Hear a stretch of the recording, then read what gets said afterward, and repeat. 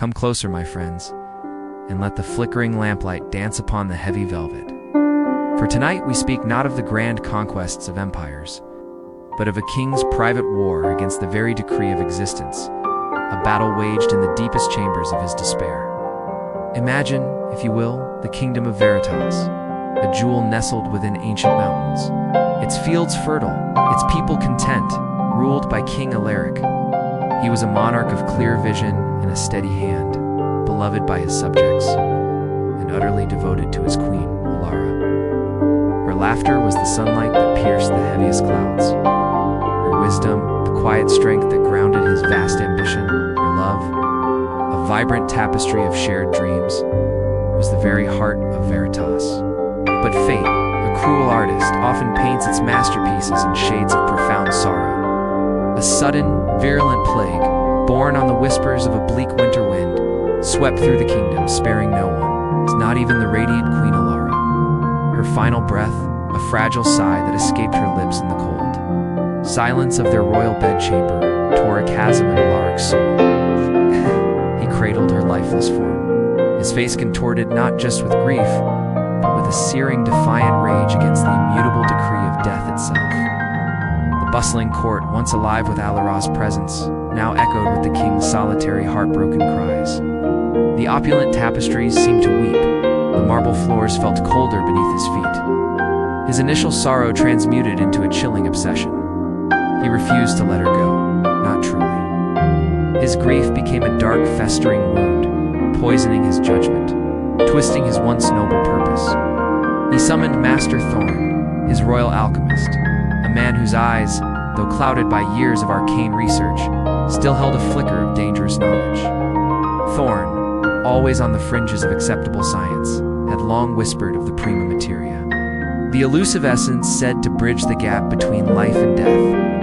Alaric, once skeptical, now clung to every word, his desperation a hungry maw. Reverse it, Thorne, the king commanded, his voice hoarse, his eyes burning with an unnatural fire. Bring her back, at any cost.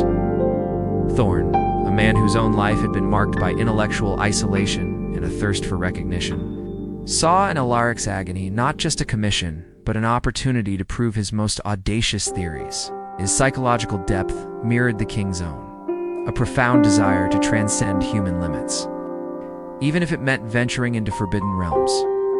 The haunting image of King Alaric, standing vigil over his queen's carefully preserved porcelain-like form, his hand resting on a sealed glass coffin while Thorne pored over ancient, cryptic scrolls by flickering candlelight, planning their unholy alliance, cast a gloomy, indelible shadow over the kingdom. Alaric's inner conflict raged. His love for Alara battled against the blasphemy of his quest, a desperate yearning to defy nature's ultimate decree, even if it meant shattering the very foundations of his soul and his realm. His fate, once glorious, was now inextricably linked to this dark, desperate gamble against oblivion.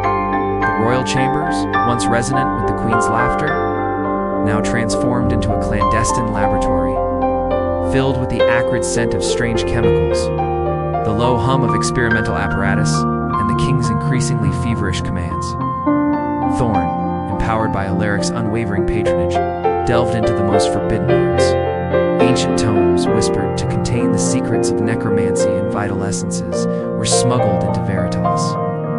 Their pages, brittle and yellowed, spoke of a horrifying truth, that the boundary between life and death was not a wall, but a veil, thin and permeable, if one possessed the terrible will to tear it open. But the king, his face gaunt, his eyes sunken from sleepless nights, would sit for hours, observing Thorne's grim work, his hope a chilling skeletal thing. His inner conflict had twisted into a single, terrifying resolve. Alara would return, no matter the price, no matter the abhorrent sacrifice. The first attempts were crude, horrifying failures.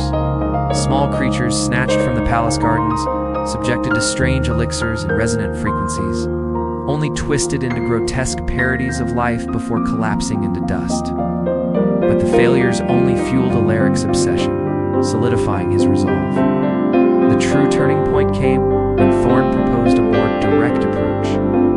He theorized that life's essence, once departed, did not not simply dissipate, but sought a vessel, a conduit back to the world.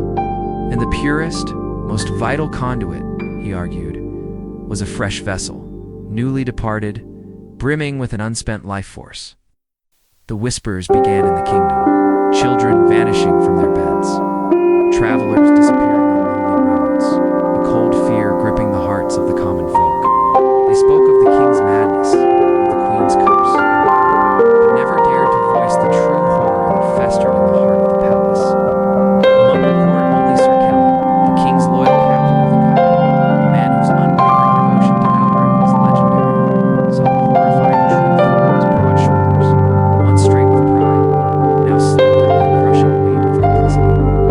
He oversaw the acquisitions, his hand often shaking as he led the silent patrols into the night. His psychological depth was a torment to the his sworn duty to the king versus his own innate sense of justice and humanity. His face staring into the terrified eyes of the captured knowing their fate was sealed to feed the king's monstrous goals, became a permanent scar on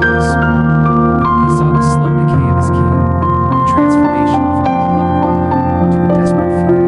The kingdom once vibrant, now withering, its wealth drained, its people silently suffering, their empires becoming currency and lives. The gilded palace, once a symbol of Veritas's prosperity, was now a tomb of whispered horrors. Its opulent walls concealed the chamber where life was stolen to before death, into an inescapable tragic fate. The culmination of Alaric's obsessive quest arrived on a night when a furious tempest raged outside.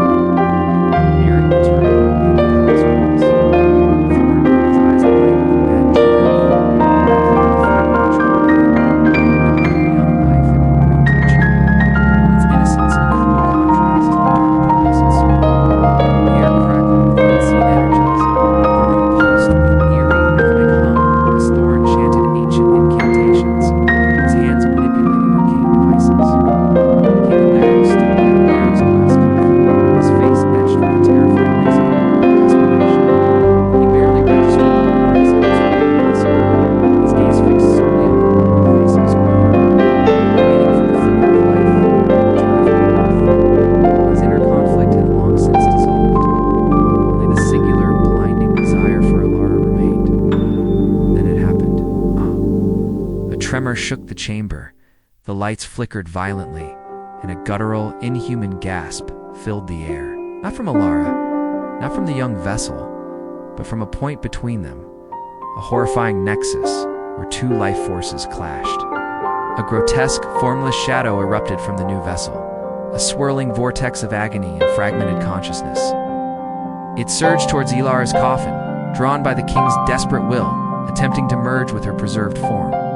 But the essence was corrupted, tainted by the unnatural methods, fractured by its unwilling sacrifice. It did not restore Alara. Instead, it clung to her, a suffocating, parasitic shroud, twisting her serene features into a silent, screaming mask of eternal torment. The haunting image of Alara's beloved face, contorting into a horrifying rictus of agony within the glass. As King Alaric watched, utterly transfixed, the horrifying consequence of his unholy quest manifesting before his eyes became a vision of pure, inescapable despair. The king screamed then, a sound devoid of humanity, a raw primal shriek of ultimate betrayal and cosmic horror. He lunged at the coffin, desperate to break the spell, to undo what he had done. But the energy surged, overwhelming him. Thorne, caught in the backlash of his own reckless ambition, was thrown violently against the wall, his life extinguished in a silent, broken heap. Sir Kellen, who had rushed in at the sound of the king's shriek, found the chamber ablaze with wild, uncontrolled energies. He saw the horrifying spectacle, the king consumed by the very darkness he had courted. The tragic fate of King Alaric was sealed. The palace guard found him hours later, huddled by Alara's shattered coffin. His mind utterly broken, his once regal eyes staring into an unseen abyss. He lived out his remaining days in a padded cell beneath the palace, whispering Alara's name, forever haunted by the distorted image of her final agony.